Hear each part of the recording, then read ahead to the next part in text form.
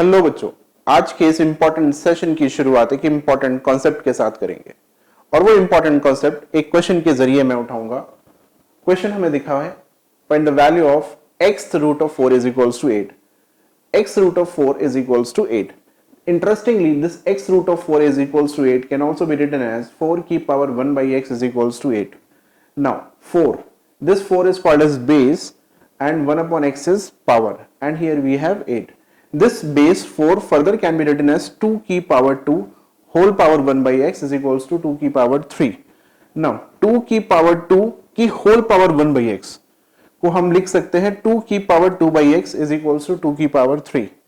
यहां पे अगर आप देखेंगे तो we find that base are equal. इस एक्सप्रेशन में, इस इक्वालिटी में, इस इक्वेशन में हम देखेंगे कि यहाँ पे जो दोनों के बेस है वो इक्वल है, और जब बेस इक्वल होंगे तो हम पावर्स इक्वेट कर लेंगे, और जब हम पावर इक्वेट करेंगे तो हमारे पास आएगा x is equals to 2 by 3। Now this is my answer, this is my answer, ये मेरा आंसर है। लेकिन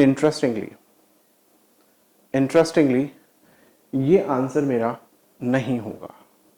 now from here the concept comes into the light. यहां से एक कॉन्सेप्ट आता है और वो कॉन्सेप्ट अमेजिंगली, भाई ये आंसर होना चाहिए क्योंकि हमने तो ऐसा कुछ किया ही नहीं है।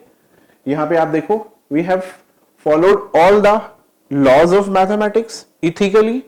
हमने सारे लॉज को फॉलो किया है। हमने कोई भी ऐसा काम नहीं किया है जिसकी वजह से हम ये कह सकें कि वो आंसर नहीं है। Everything in this process is absolutely up to date and fine and as per the laws of mathematics ethically.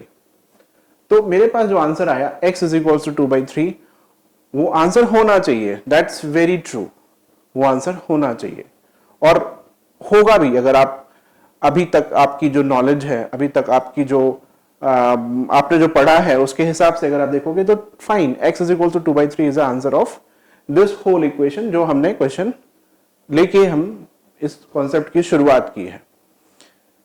लेकिन ये आंसर नहीं है। अद्भुत, ऐसा कैसे हो सकता है? ये आंसर तो होना चाहिए। हमने तो ऐसा कुछ किया ही नहीं कि आंसर ना हो। देखिए, यहां से एक कॉन्सेप्ट शुरू होता है और वो ये कॉन्सेप्ट होता है कि when we say x is equal to 2 by 3, ये 2 बाई 3 एक रैशनल नंबर है जहां पे न्यूमरेटर 2 है और डिनोमिनेटर 3 है।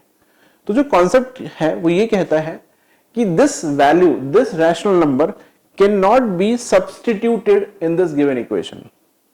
इस इक्वेशन में हम x की ये वैल्यू सब्स्टिट्यूट नहीं कर सकते हैं। क्यों?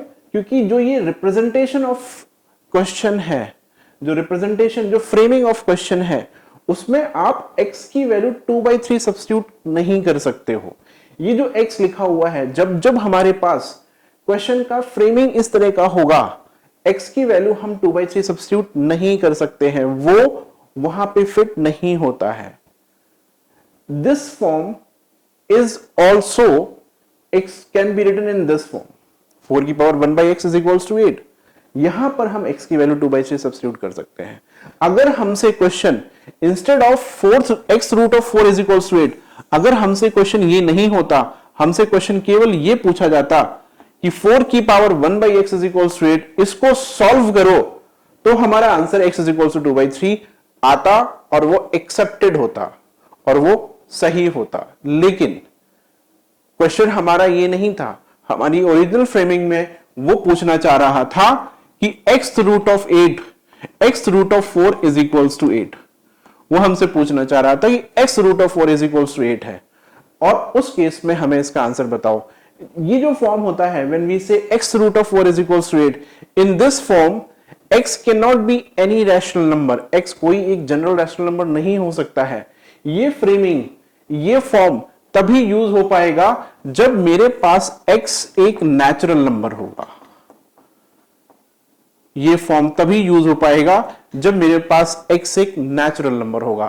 तो जब भी हम इस क्वेश्चन को या इस फॉर्म के क्वेश्चन को, इस वैरायटी के क्वेश्चन को या इस रिप्रेजेंटेशन को हमें कहीं भी पूछा जाएगा, किसी भी अदर वे में पूछा जाएगा, we have to keep in mind that कि whenever x is written in this form, x can not be any rational number, it has to be a natural number which is positive, obviously natural number is always positive.